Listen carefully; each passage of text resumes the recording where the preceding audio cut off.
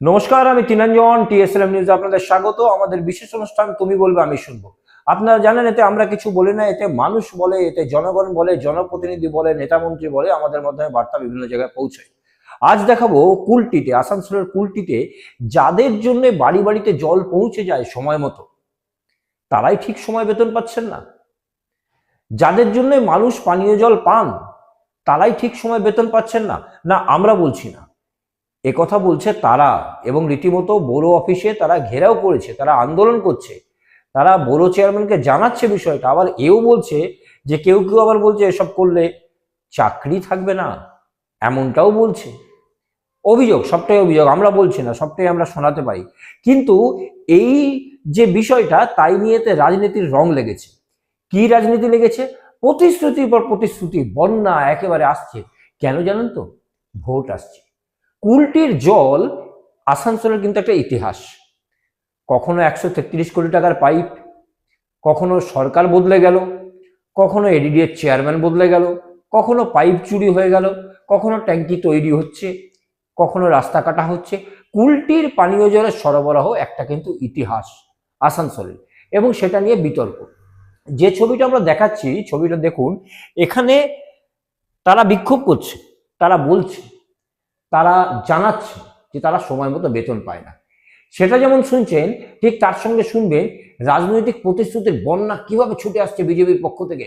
Permanent হয়ে যাবে, স্থায়ী হয়ে যাবে, প্রচুর সুযোগ পাওয়া যাবে, তার সঙ্গে যে সমস্ত সুযোগ পাচ্ছে না সব পাবে, কোনো রকমের ঠিকাদারের লোক থাকবে না।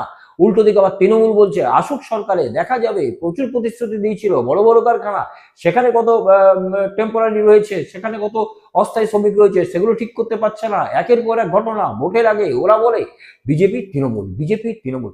আমরা শোনাবো সবটাই। প্রথমে ছবি দেখুন এবং কি বক্তব্য দিচ্ছে সেই সমস্ত অপারেটররা, ভালভ অপারেটর যারা জল দেয়, তাদের কথা শুনুন। তারপর শোনাবো বিজেপি ও তৃণমূলের কথা। এই তো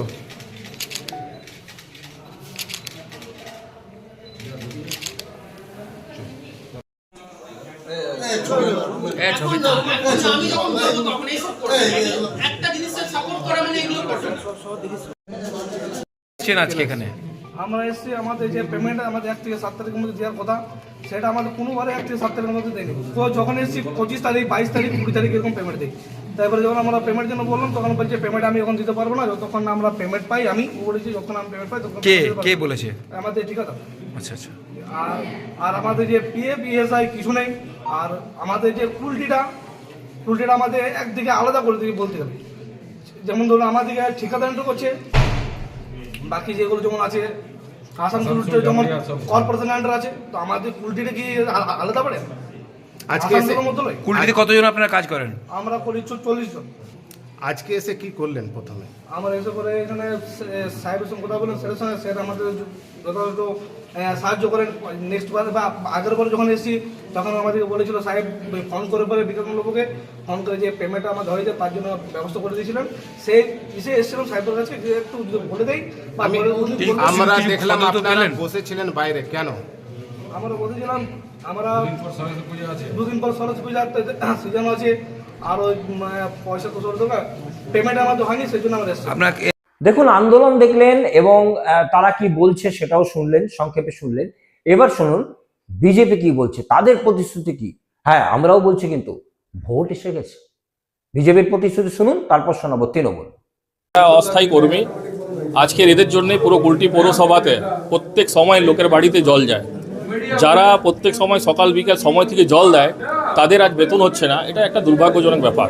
আর সব থেকে বড় ব্যাপার আছে কি, আসানসোল আসানসোল যে কর্পোরেশন আছে তো তার মধ্যে 4 জনকে বিলয় করা হয়েছে। রানীগঞ্জ, জামুরিয়া, কুলটিকে বিলয় করা হয়েছে।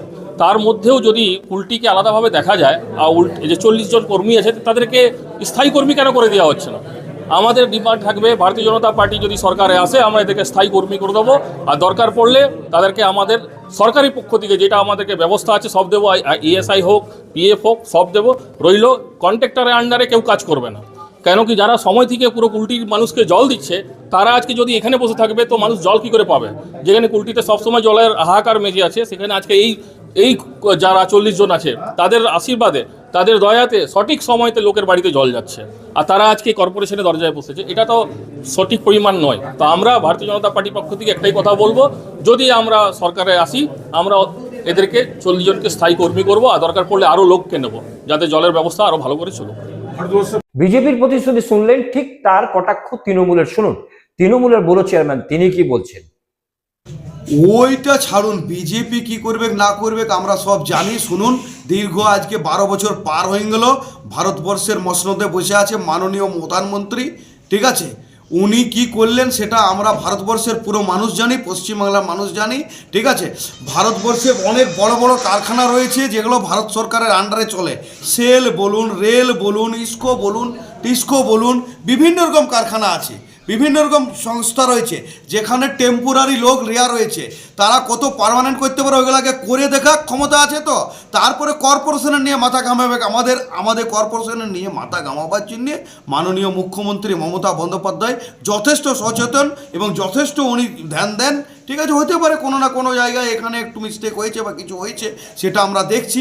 দরকার হলে মাননীয় মহানগরিকার কাছে যাবো, যে পরে আমাদের যে এজেন্সি আছে তাকে টাকা করাবো, ডেকে এদেরকে নিয়ে কথা বলবো। বেতন দেবে না মানে বেতন দিতে হবে, কাজ করেছে বেতন দেবে না মানে, আর কাজ ছাড়াই দিবে কে? কথা যদি কেউ বলে থাকে সে অন্যায় বলবে।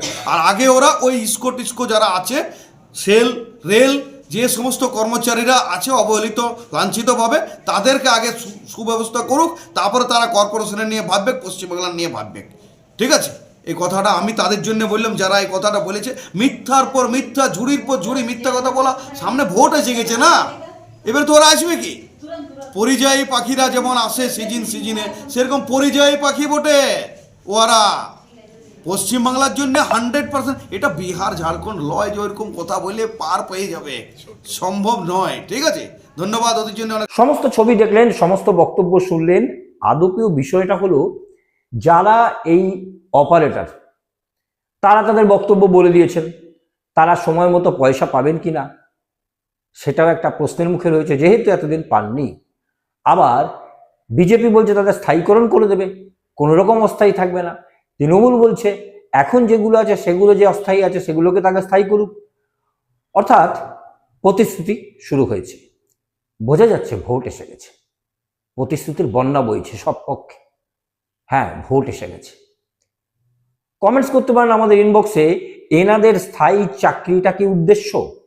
এনাদের সময় মতো বেতন পাইয়ে দেওয়াটা কি উদ্দেশ্য? এনাদের ভবিষ্যৎ সুনিশ্চিত করাটা কি উদ্দেশ্য? নাকি না এইটাকে ইস্যু ধরে কার দিকে ভোটটা হবে, এদের ভোটটা কারা নিতে পারবে সেটা উদ্দেশ্য? কমেন্টস করতে পারেন আমাদের ইনবক্সে।